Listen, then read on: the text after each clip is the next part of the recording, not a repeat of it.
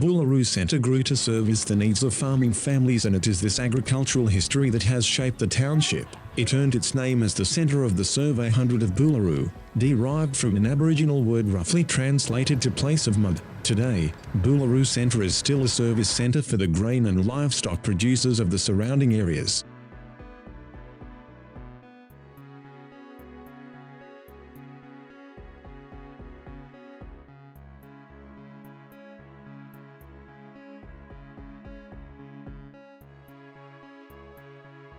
In the early days, all goods from the farm went by bullock teams to Port Germain. The railways opened on the 27th of April 1910, so all products from the farm could be moved faster and easier.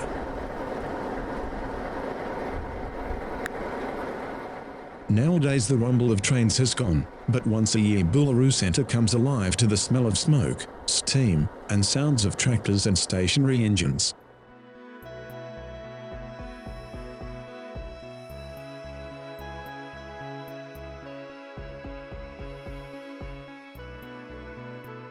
In 1968, Booleroo Centre first comes alive to the sound of old tractors and traction engines on Brian Norderhace's property. How did it all begin? Brian would attend clearing sales, where he saw a lot of old tractors being sold for scrap. The thought was, if this continues there wouldn't be any of the old machines left for future generations to appreciate. It all comes about by one man's dream. Then joined by other like-minded people, the Booleroo Steam and Traction Society was formed. Since that first rally in 1968, the collection has grown. The society moved to the Booleroo Oval, where they set up the museum they have today. With a lot of hard work in restoring those tractors, old farm machinery and steam-powered engines to have this great collection they have now. It gives the younger generation a chance to see how farming machines and practices have changed.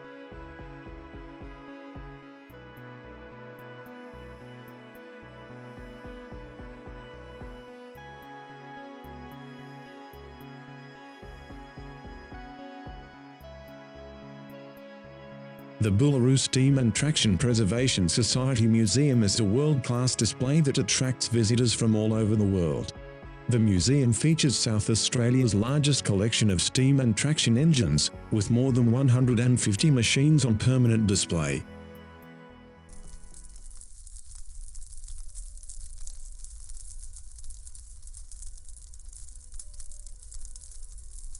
Lined up along the fence you will find Fowler ploughing engine, Fowler single-cylinder ploughing engine, Yorkshire steam wagon, Aveling and Porter standard steam roller and Aveling and Porter P-type tandem roller. All were being fired up ready for the demonstration of those engines. Before the gates are open to the public, work has already started on the steam-powered machines. Light-up and preparation work involves the inspection of the machine, checking water level before a fire is lit.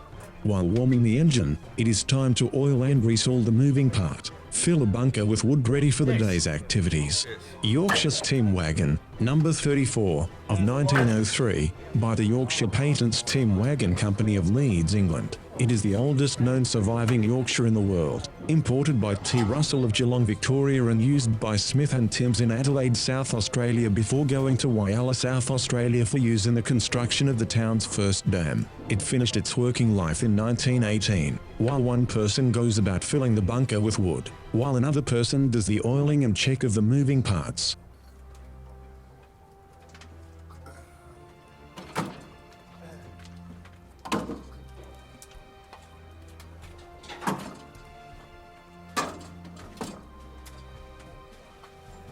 On the Fowler ploughing engine, the operator has to climb up onto the top to oil all moving part and check everything good to go. No, it is not sauce, but oil he is putting in the oil pots. Number 4390, 16 HP compound. A pair was supplied new to the South Australia Colony Government in 1882. Purchased by J.D. McTaggart in 1908 for work on the Nonning lease. Major overhauls in 1927 included new crankshafts and a half-barrel shell which was drilled and hammer riveted by station staff under supervision from Horwood Bagshaw, used until 1942.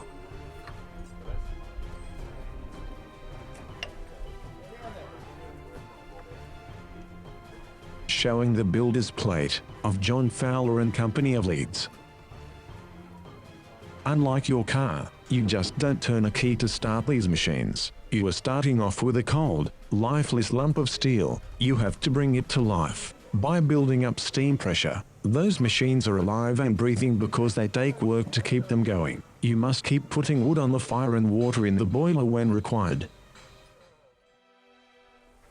Vertical boiler made by Hawke and Company, Kapunda, South Australia, and used by the railways at Farina on the Elgan line. Right, a hot air engine safer than steam engines. These required less attention and were popular for pumping water from streams or shallow wells. They relied on expansion and contraction of air due to alternately heating the air by fire and cooling by water to move a piston from one end of the cylinder to the other.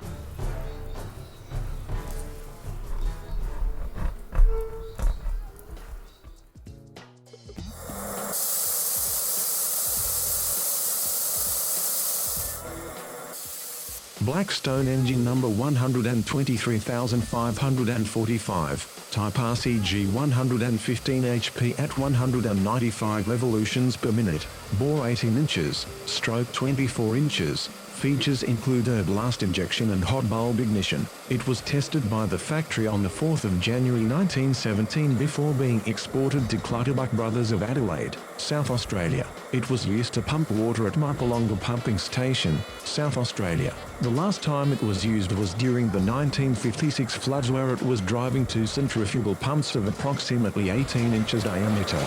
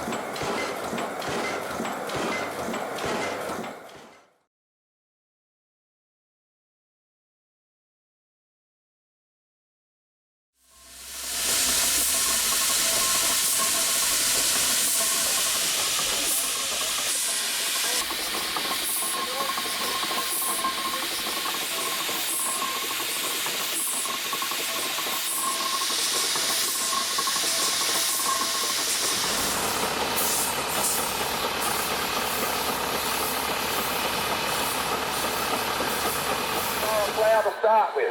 This is how the pioneers started. There you are. Just imagine that tractor's a horse and it's got a mind of its own, but that's how they used to plough the ground to prepare it for sowing of their seed. And when they ploughed it like that, they got a harrow and they harrowed it, and then they went along with a tray with wheat in it and scattered it and then harrowed it in. So that's how they started off. Like everything else, bigger, better and stronger. Still only a single furrow plough. It's just a little bit bigger, and it will take.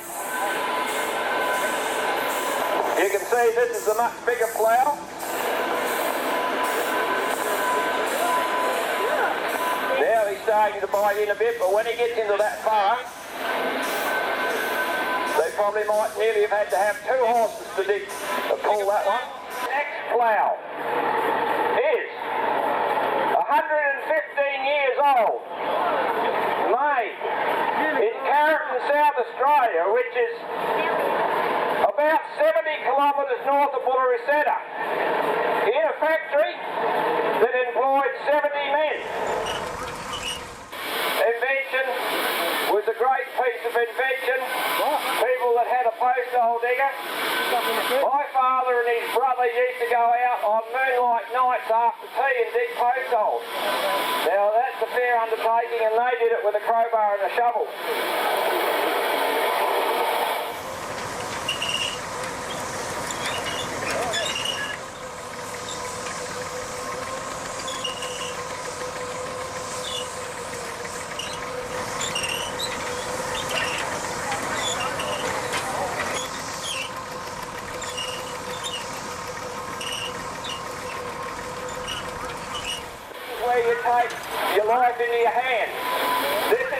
called a buck scraper. Now, it doesn't take much imagination to understand why they called it a buck scraper. This scraper was used for cleaning out silt out of a dam. And what used to go on, that was all right. But if it happened to hit a stone, then it came into a home because it bucked around all over the place. There you are. He's got another one. And back you come. Now that's what you call an effort. And if you think you want to do that all day, it's not fun probably. But they did it. If you go into the building, down there you'll see some photos on the wall of 3 horse teams cleaning out a dam with 3 buck scrapers. And there was 8 horses at each team. You can see, very simple, very crude, but man is it hard work. He deserves a round of applause for that, because I can tell you that's hard work. There. Now, this scoop's a lot smarter than the buck scraper. You've got the lever on the side, holds the cut, so that you can vary the cut. You can drag it to wherever you want to, then you tip it out, level it, and go again. So that's the improvement. So this is getting into the modern age. This is one of Harry Ferguson's many inventions he made up. I'm not sure how many pieces of equipment he made for the Ferguson, but it was quite a few. They had front unloaders and scrapers and blades and all sorts of things. There you are. One-man operation, and you can see that's a lot smarter than having 2 to operate. Now we're going back to the 1800s and 90s, give you a demonstration of how they made dams in those days, compared to the bulldozer that is sitting over there, and that's 1950. So that's 60 years old. This is 120 years old. So you can see that they made a fairly big improvement in those years. Now, the engine operators are communicating with one another with hand signals.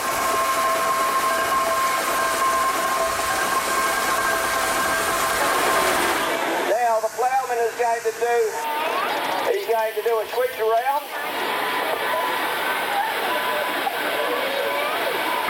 Right, drop her in the ground, lad. You pull the lever, and in the ground she goes. These were used in the outbank to make earth tanks so they could run sheep. Originally, the water was the problem. They had to have great big dams, 800 yards apart the banks were, and they used to go out there. There was a crew of 23, there was wood carters and wood choppers, water carters, all sorts of things. There was 9 tines on this piece of equipment, but we only used 3. The steam engine down on the west end, he's got it in a neutral.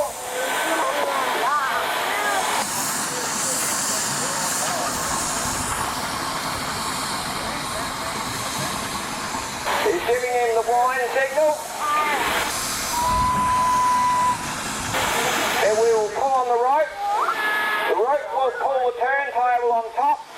It does 2 things, it turns it around, but all the same time, it pulls the plough out the ground. Now he's on his way back. He pulls the lever and back in the ground.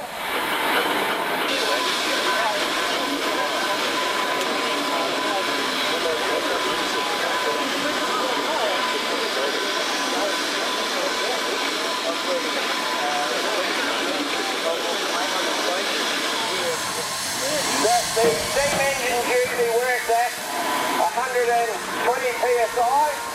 These steam engines only work at 60. Reason being, we don't want to damage them.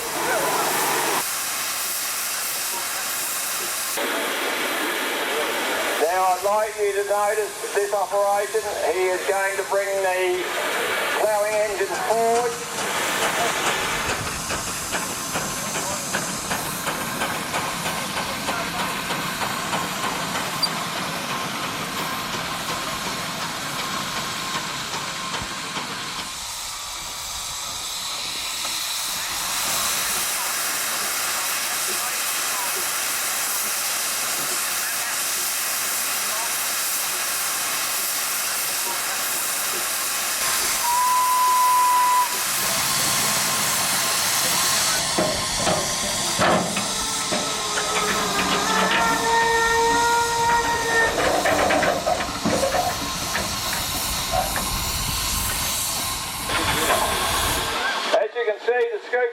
up.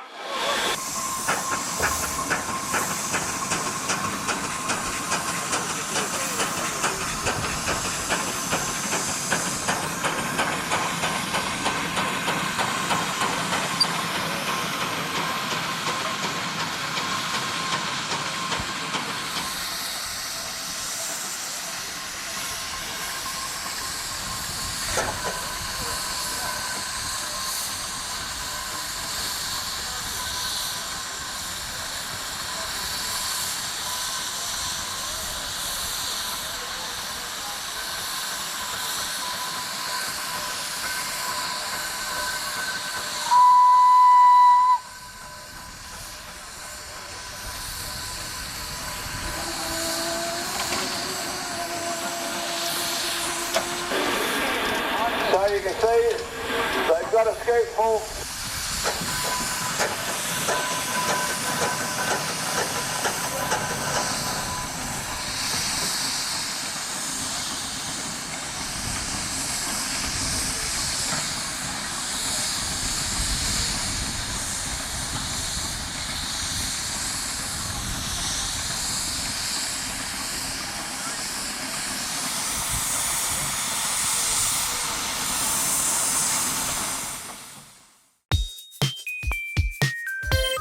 Was the founder of this group, 48-year rally, and he would have been going another 4 or 5 years prior to that for his first rally, but he would have been collecting way before that again. In honour of him, we will be running red tractor. I'll say the red tractor so that you all know which one we're talking about. It's the Mogul, and that will be going first, and that will be followed by the Caldwell Vale, which is the big truck with the men sitting up top. The gentleman up the top in the white shirt and the little pea cap, his name is Trevor Caldwell, 4th or 5th generation of the original builder of this unit. He's just over the moon to be able to have a ride on this machine made by his relative. This is a 1910 unit. It came to us as a whole mass of bits and pieces, and we've spent many hours and quite a few $1,000s restoring this unit. It's 4-wheel drive and has power steering. The driver is Peter Gerblick from Port Pirie. This was one of the first tractors that Brian Conairhouse collected and restored. It was one of only about 20 that he restored. The orange tractor in front of me is a Chamberlain 40K. This was the first model that Chamberlain's made in Western Australia. Getting back to the Mogul, quite an achievement to restore this particular unit. You can see the size of it, and for one man to do that, collect all the bits and pieces, it's quite an achievement.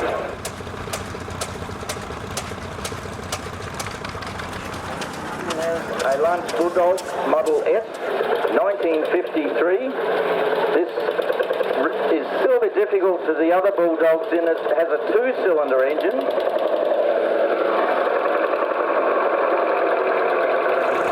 This is a lovely restored Fordson E27N petrol Kero. Belonged to the club. And he's towing a hay rake. The hay rake would work with somebody sitting on the seat, working the lever, and they'd rake the hay up into rows. John Deere Lindemann tractor crawler. He's towing 7-furrow mailboard plough.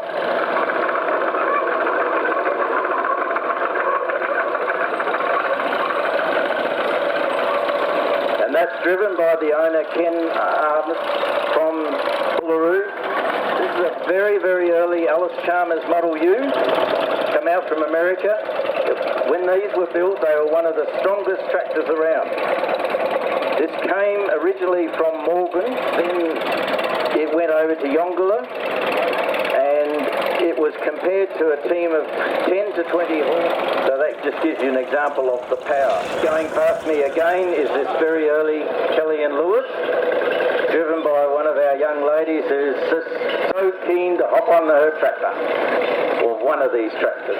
Here we have a WD2 Newman. Has a tiny little motor in that front bonnet area there, 1 cylinder, 3-wheeled, designed for market garden type of work, and that's owned by Jeff here from Booleroo. Here we have a McDonald Imperial Super Diesel. These were made at Ballarat in Victoria. Good old Australian made, single cylinder, horizontal diesel, running on crude oil. Quite an interesting and unusual tractor. Coming up now is Phil Jeske driving his grandfather's tractor, and it's the oldest Bulldog here. You can tell by the shape and size of the engine. You can also tell that Phil loves driving these tractors.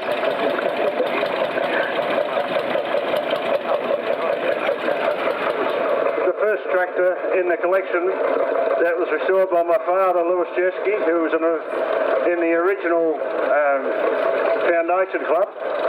This tractor has got 4 forward gears, but it doesn't have a reverse. So to tuck it into the shed, you've got to reverse the engine.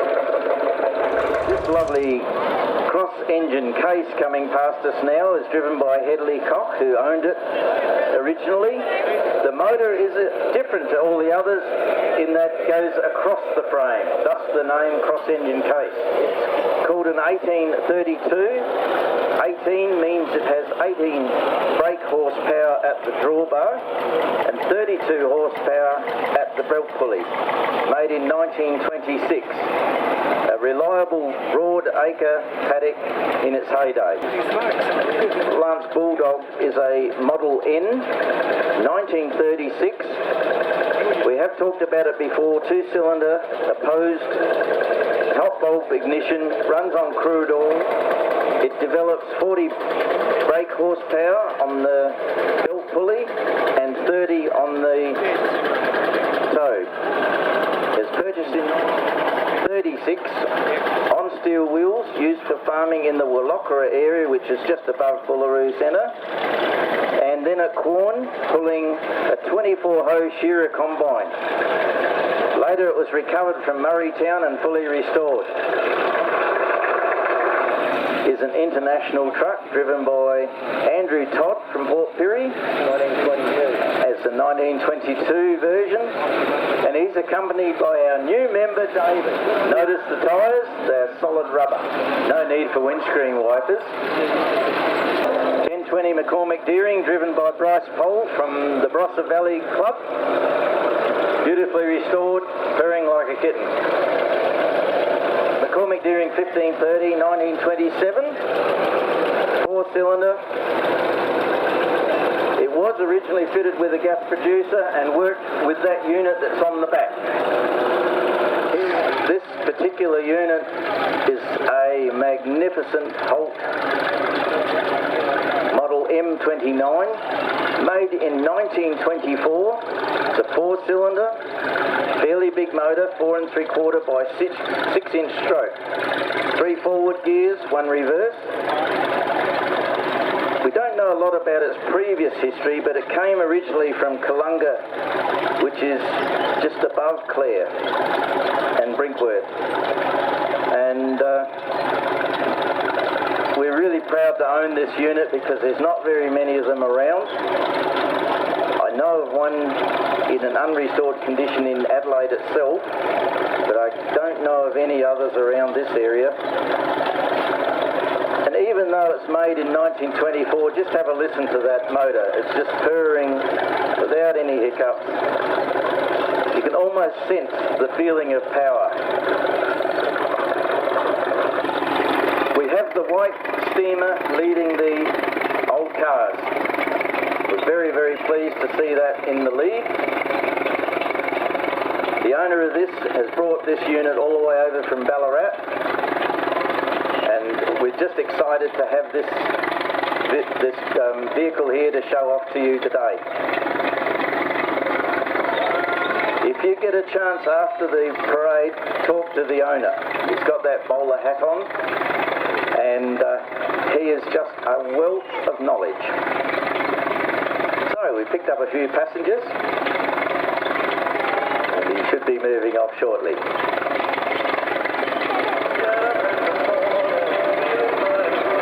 Take particular note, you should hear nothing as it drives past. Come the old cars. This is a 1923 Grey. This is a very popular vehicle in the NARC Club, Northern Automotive Restoration Club, based at Port Braun and covers all this area.